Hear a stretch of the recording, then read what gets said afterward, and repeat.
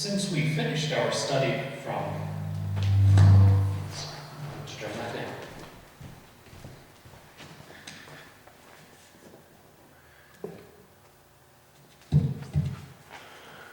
Okay.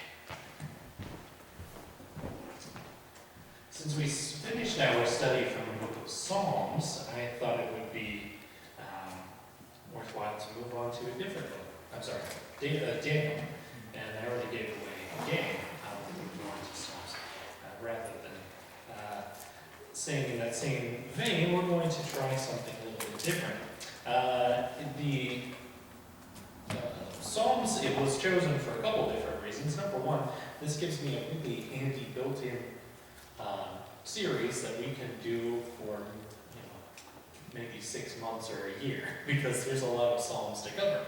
But the other thing was, thematically, it fits really well with what we've been doing on Sunday nights. We've been emphasizing our song service, learning new songs, and really putting that part of worship central to how we've been practicing our service to God. And actually, that's one point that I'll make here that I'll probably make again in the future, maybe even have a whole sermon based around it.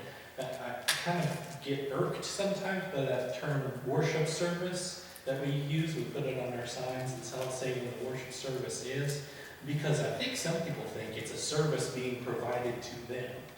But really, the worship service is the service we provide to the Lord. And we should really think of it in those terms. Our lesson for today from the first psalm is going to be looking at one of the parts of this psalm that I want to kind of zoom in on. But let's read the whole thing and then we'll talk about it. Verse 1 says this: "Blessed is the man who does not walk in the counsel of the wicked, or stand in the way of sinners, or sit in the seat of mockers. But his delight is in the law of the Lord, and on his law he meditates day and night. He's like a tree planted by streams of water, which yields its fruit in season, and whose leaf does not wither. Whatever he does prospers. Not so the wicked. They are like chaff that the wind blows away. Therefore the wicked will not stand the judgment, nor sinners in the assembly of the righteous. For the Lord watches over the way of the righteous, but the way of the wicked will perish." So the author of this psalm wants to emphasize that the Lord secures those who meditate on his word, who keep the law central in their hearts. And as we reflect on that, we can think of how important the law was to everyday life for the people in God's nation at that time, how central the study and the memorization of the word was. But one of the things I'd like to spend some time focusing on is this image he uses, this little sort of one-verse parable to describe what that looks like. A tree planted by streams of water, which yields its fruit in season, and whose leaf does not wither. Whatever he does prospers. I don't know if you spent much time looking into what makes up for a healthy tree. I've gotten into it somewhat recently, and I'm by no means an expert or well experienced in the point. But one thing I was interested to find out is that there's a particular type of growth which is healthy for a tree, which is called stress growth. Now, when we hear the word stress in human life, we would think of pressure, emotional damage to our everyday lives, things that hold us back from growing more than benefit us. But for trees, if they don't experience a little bit of stress, then they can't be healthy. So let me put it to you this way. If I have two trees of identical nature, and one is in a perfectly still room, in a greenhouse, gets all the sun and water it needs, but no wind ever touches it, and in fact people don't go around and bother it. It's just allowed to grow in this glass house. And another one grows just a few feet away, but outdoors. The tree outdoors will be healthier than the tree in the greenhouse because of this idea of stress wood. When a tree or any kind of woody plant, really, even down to your tomatoes, grows in a sterile environment where it's never encounters any kind of structural damage of any sort, then it will grow weak because it doesn't have to have any strength. Now, if you've ever started tomatoes indoors on your kitchen countertop or in the basement or whatever, and then gone to plant them and they immediately snap and fall over and get weak, this is what we're talking about. Now, the trick for that, if you're starting your tomatoes, just put an oscillating fan over them. It'll blow them around a little bit and it'll simulate the wind slightly. But for us in real life, the lesson is a little bit more direct here.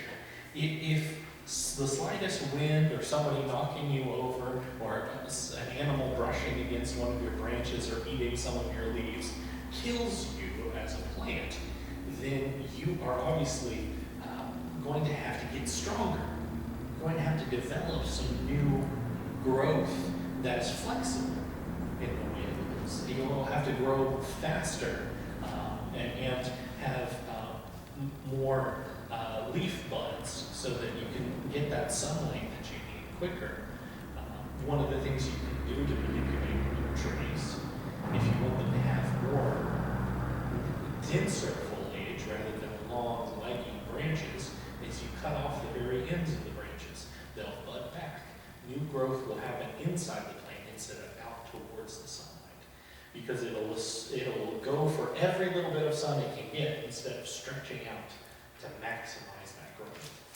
So that when we're looking at this image of a tree planted by streams of water, we have abundant resources in the Word, in the law, which nourish us and help us to grow.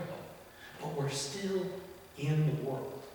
The tree planted by the water still gets hit by the storms. It still gets baked in the sun. The wind still blows. The animals still come. The birds still land on the tree. People walk and lean on it for shade. The tree is still by the water while all of those things happen. And so we are strong. Did you notice the complete opposite image that was used of people who don't rely on the law? The wicked are like chaff that the wind blows away. Therefore, the wicked will not stand in judgment, nor sinners in the assembly of the righteous. You see, they've never put themselves under any kind of stress. After all, if anything is possible, anything is permissible, then you're never breaking the rules. But the tree planted by still waters stays there because it is drawing something and getting stronger in that one position. The chaff that blows away is certainly more lightweight, it's in some sense, but you can also see the image very clearly of the leftovers after you've harvested the grain and how brittle those pieces will be versus a flexible shoot from a tree. There's a difference between something being given life and being flexible to withstand things and being brittle and hard because it never had to flex. And that's what we're looking at here. The resilience of someone who relies on the Lord is more than just being tapped into those resources so that we can just grow without any worries, but that through any stress we may encounter, we can in fact get stronger. We can bend without becoming brittle. So that's our lesson from the first song this evening, and it's one that I hope will help you as you reflect on your own spirituality this week. As I mentioned, our goal is to go through this book and to reflect on the message through these psalms, and we will be looking at them in a meditative sense as well as in directly trying to apply it to our lives. On that tack, I'm going to challenge you all to read these at least one more time this week during your prayer or personal Bible study time and think about the words as they apply to your own life and how you're going to be devoted to the Lord. So we'll have a devotional on Sunday evening from me, and then you'll have your rerun devotional later on in the week. Go back and revisit this and meditate on its value for you in your walk with God. I hope this lesson has been beneficial. If anyone is subject to the gospel or needs the prayers of the church, we'd like to invite you to come